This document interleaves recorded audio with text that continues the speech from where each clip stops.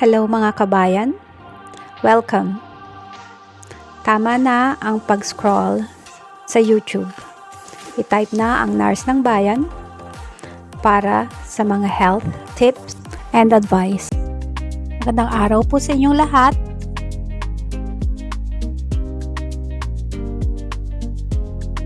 Kapag umabot tayo sa edad na 60 pataas, mas mahalagang bantayan ang kalusugan ng ating puso. Ang puso ang nagsisilbing makina ng ating katawan. Kapag ito ay humina, maaari nitong maapektuhan ang ating enerhiya, paghinga, paggalaw, at maging ang ating mga pang-araw-araw na pamumuhay. Nakakalungkot isipin na maraming senior citizen ang hindi agad nagpapapansin sa mga unang senyales ng mahinang puso. Madalas ay naakala nilang normal lamang ito dahil sa pagtanda. Sa video na ito, pag-uusapan natin ang 7 senyales na maaaring nagpapahiwatig na humihina na ang ating puso paglagpas ng edad na 60. At higit sa lahat, babahagi rin natin ang mga pagkaing makakatulong upang mapanatiling malusog ang ating puso. Kaya siguraduhin panoorin hanggang dulo dahil ang huling pagkain sa ating listahan ay isa sa pinakamakapangyarihang pagkain para sa kalusugan ng puso. Senyales number 7, madaling mapagod. Napapansin mo bang mabilis kang mapagod kahit sa simpleng gawain? Halimbawa, dati ay kaya mong maglakad ng ilang minuto nang hindi hinihingal. Ngunit ngayon, parang kulang ang iyong lakas kahit sa magaan na aktibidad. Kapag humihina ang puso, hindi nito na ipapadala ng sapat ang dugo at oxygen sa iba't ibang bahagi ng katawan. Dahil dito, mas madaming karamdaman ng pagkapagod. Pagkaing makakatulong. Oatmeal,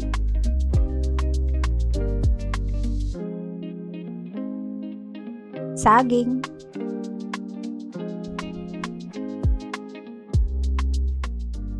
kamote,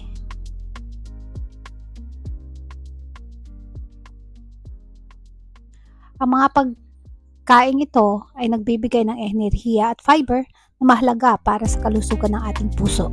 Senyales number 6, madalas na paghingal.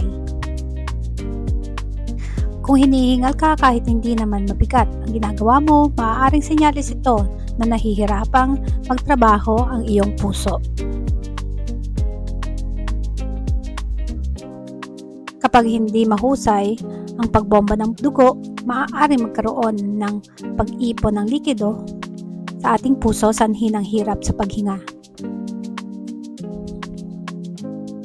Pagkaing makakatulong.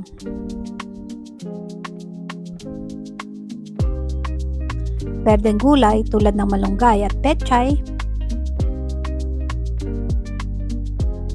broccoli,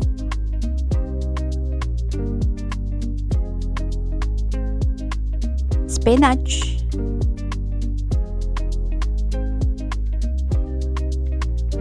mayaman ang mga ito sa nutrients na sumusuporta sa maayos na sirkulasyon ng dugo. Senyales number 5, pamamaga ng paa at bukong-bukong. Napapansin mo ba na masikip na ang iyong sapatos kahit hindi ka naman tumataba? Ang pamamaga ng paa, bukong-bukong o binti ay maaaring senyales na hindi mahusay ang pagdaloy ng dugo pabalik sa puso.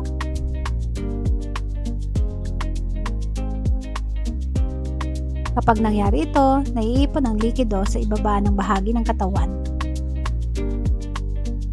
Pagkaing makakatulong. Pipino,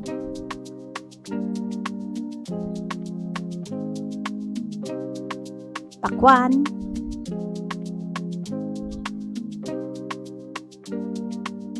kamatis,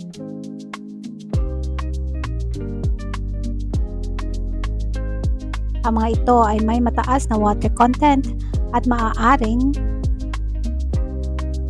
makatulong sa pagpapanatili ng balanse ng likido sa katawan. Senyales number 4, madalas na pagkahilo. Kung madalas kang nahihilo o pakiramdam mo ay mawawalan ka ng balanse, huwag itong baliwalain. Maaaring hindi sapat ang dugo at oxygen na nakakarating sa utak.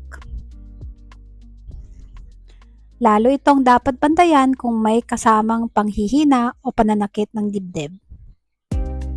Pagkaing makakatulong. Isda tulad ng sardinas at salmon, mani gaya ng almonds at walnuts. Mayaman ang mga ito sa healthy fats na nakakatulong sa maayos na daloy ng dugo. Senyales number 3, mabilis o hindi regular na tibok ng puso. Normal na bumilis ang tibok ng puso kapag nag-eehersisyo o kinakabahan. Ngunit kung nangyayari ito kahit nagpapahinga ka, maaaring kailangan mo itong ipasuri. Ang hindi regular na tibok ng puso ay maaaring senyales ng problema sa puso. Pagkaing makakatulong.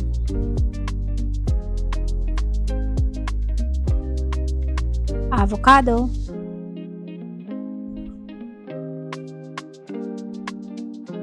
saging,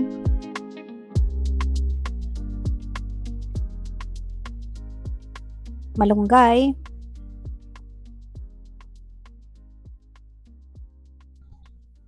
naglalaman ang mga ito ng potassium na mahalaga sa normal na paggana ng puso. Senyales number 2, pananakit o paninikip ng dibdib. Ito ang isa sa mga pinakakilalang babala ng problema sa puso. Ang pananakip ng dibdib ay maaaring maramdaman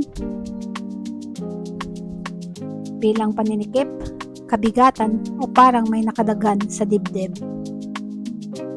Kung nakakaranas ka nito, lalo na kapag naglalakad o gumagalaw, huwag itong baliwalain. Pagkaing makakatulong.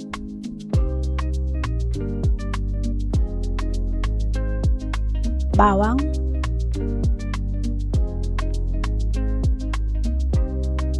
oatmeal,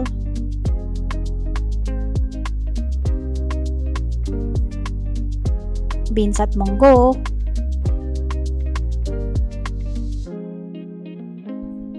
ang mga ito ay maaaring makatulong sa pagpapanatili ng healthy cholesterol levels bilang bahagi ng isang malusog na pagkain.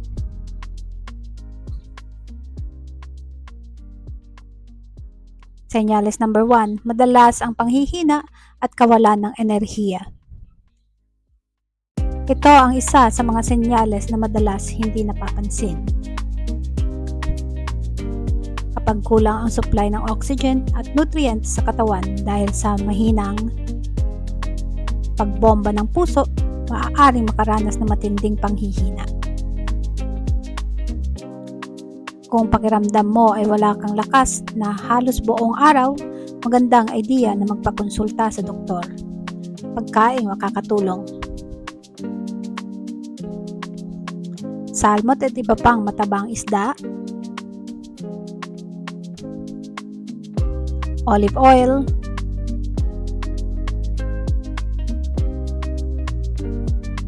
mani,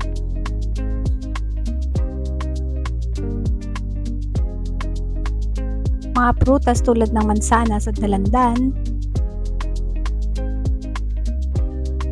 Ang mga pagkain ito ay kilala sa kanilang benepisyo para sa puso.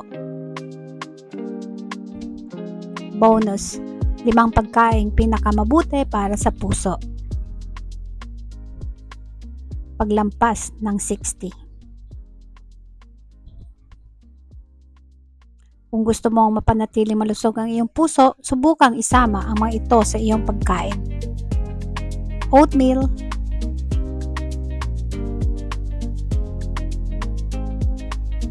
salmon o sardinas,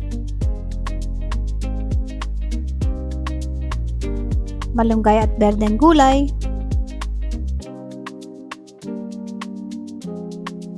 bawang,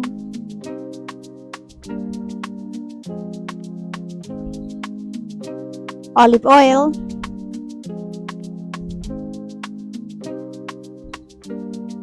ang regular na pagkain ng mga ito kasabay ng malusog na pamumuhay ay maaaring makatulong sa pagpapanatili ng magandang kalusugan ng puso. Mahalagang paalala.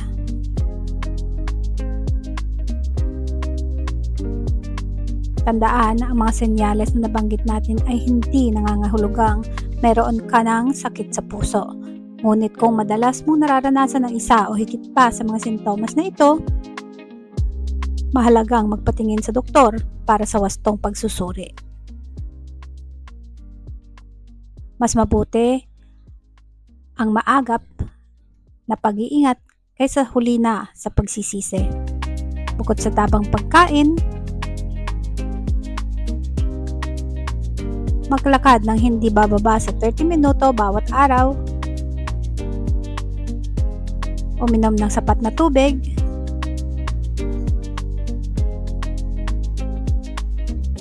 iwasan ang paninigarilyo,